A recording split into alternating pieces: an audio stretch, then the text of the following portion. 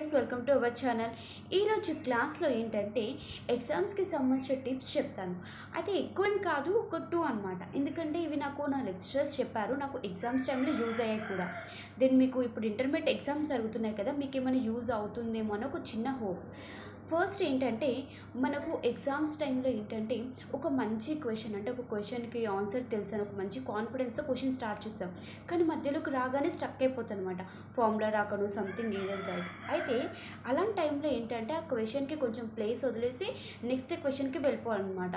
మనం అదే క్వశ్చన్ దగ్గర టైం వేస్ట్ చేస్తూ ఉంటే నెక్స్ట్ క్వశ్చన్, అంటే మనకు తెలిసిన క్వశ్చన్స్ కూడా అటెంప్ట్ చేయడానికి మనకు టైం సరిపోదు.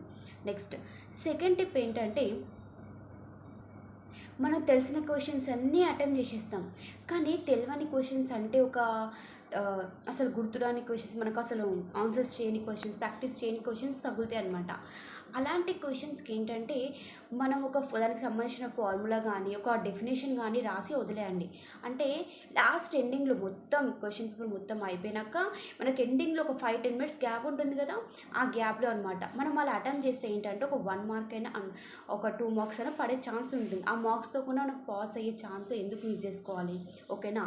ఇవే ఫ్రెండ్స్ నాకు తెలిసిన టిప్స్. And thanks.